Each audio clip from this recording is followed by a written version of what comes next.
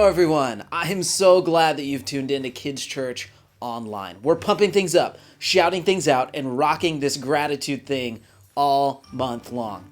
Gratitude is letting others know you see how they've helped you.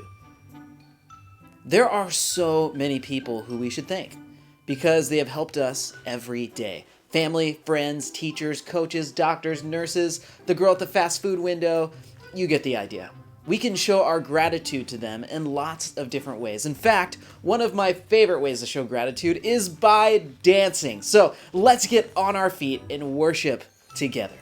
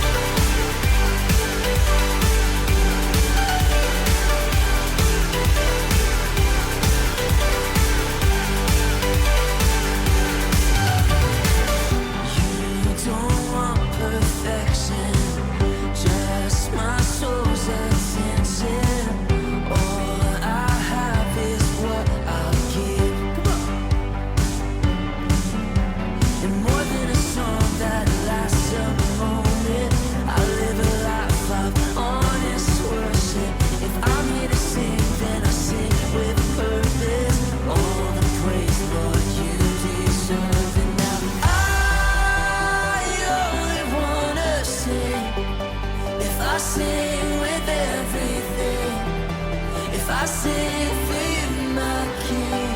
Come on, lift your voice. And I can't imagine why I would do this all for high, 'cause it's hard to live too high.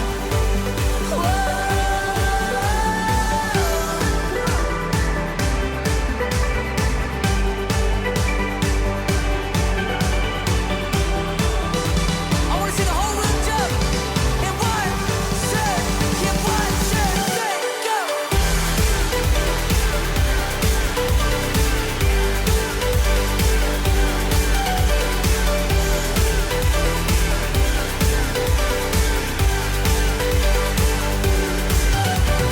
I only wanna sing if I sing with everything. If I sing for you, my King.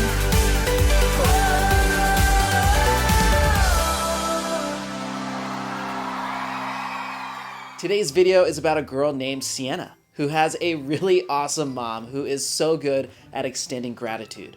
So she decided to do something for her mom. Let's check it out.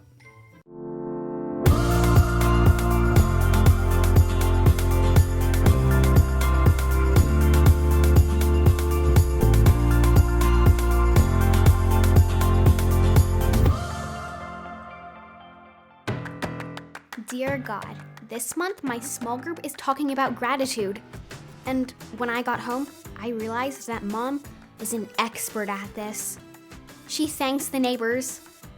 She thanks the delivery man.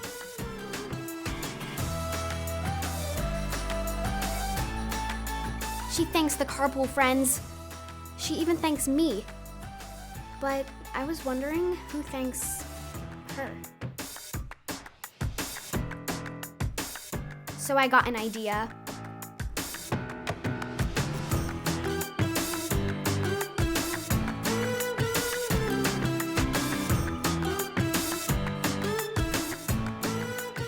God, this gratitude thing is pretty huge.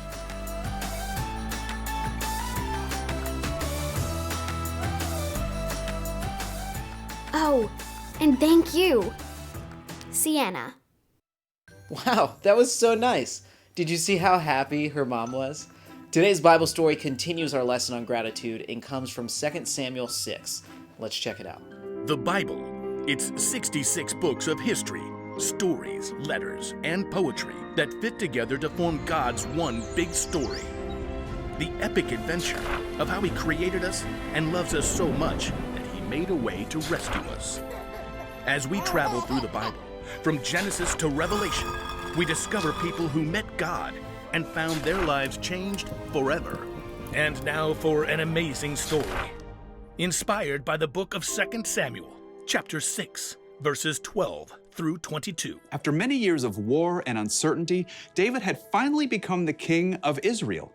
But something was still missing from the royal city of Jerusalem. The Ark of the Lord belongs here. The Ark was a wooden chest that in some special way carried the presence of God among the Israelites. It had been stolen by the Philistines and then returned, and now it was sitting in the home of a man named Obed-Edom. We'll set up a tent right here for the Ark. Let's go get it. David's wife, Michal, was, let's just say, less than enthusiastic. The dust on those back roads takes the curl out of my hair. So David gathered up all his best soldiers and marched over to the place where the Ark rested. This is a wonderful day. An incredible day. An absolutely fantastic day. With great care, the men lifted the heavy Ark with carrying poles. Wonderful. Excellent. Let's go. That's one step closer to Jerusalem. 2, 3. Are you seriously gonna count the whole way? Wait. Stop. We've only come 6 steps. That's okay. We need to thank God for everything He's done. Right then and there, David sacrificed a bull and a calf to honor God. Okay. Now we can move on. 1, 2, 3, lift! Just walking isn't enough. We should dance for God. The ark's kind of heavy. Everyone else, if you're not carrying the Ark, celebrate, sing, shout, blow the trumpets. The people shouted and ran alongside the Ark. David danced before the Lord all the way to Jerusalem. As the laughing, shouting parade arrived, Michal stared in disbelief from a window. There was her husband, the king, dancing in a simple linen garment with all the common people. Unbelievable. He looks ridiculous. Certainly not like a king. Down on the street, David continued to dance all the way to the beautiful tent he had set up. Everybody behind me, let's dance. Okay, keep on moving. Now, let's switch it up. Time for a breather. Let's put the ark right here. 1, 2, 3, down. David made more sacrifices to honor God. Then he stood before the people. The ark has returned. God bless you. He is the one who rules over us all. He deserves our thanks for everything he's done. So let's keep celebrating. We've got some fresh bread and dates and raisin cakes for everyone. Though all of Jerusalem had turned out for the festivities, one person still refused to celebrate. When David returned home, Michal met him furious. You're the king of Israel, and you've really made yourself look good today, right?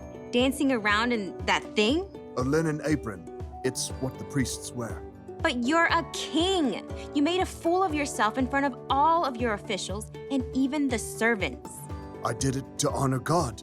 He made me ruler over his people. I can't even. I will celebrate to honor the Lord. You already said that. Oh, I'm not done. I will bring even less honor to myself if it will bring more honor to God. What is that in your beard? Raisins. You want to do the electric slide? No.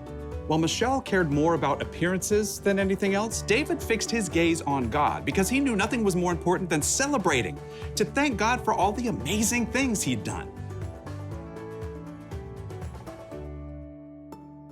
Wow, imagine how David felt dancing the whole way home with the ark. God has done some amazing things for his people, especially David. But amazingly, the greatest thing that God did was still to come. Many years after David was alive, when God sent his son Jesus to be our Savior, it was the greatest thing he could have done for anyone. It's important for us to remember what God has done throughout history and also in our lives today. Our bottom line says it best. Celebrate what God has done. When we think of what God has done, it reminds us that we can trust him no matter what. Think about the times that he's protected you, comforted you when you felt sad, or helped you make the wise choice. When you think of all that he's done for you, I bet you'll feel incredibly grateful and thankful. You might just want to dance. Well, that's all the time that we have for today. We will see you guys next week.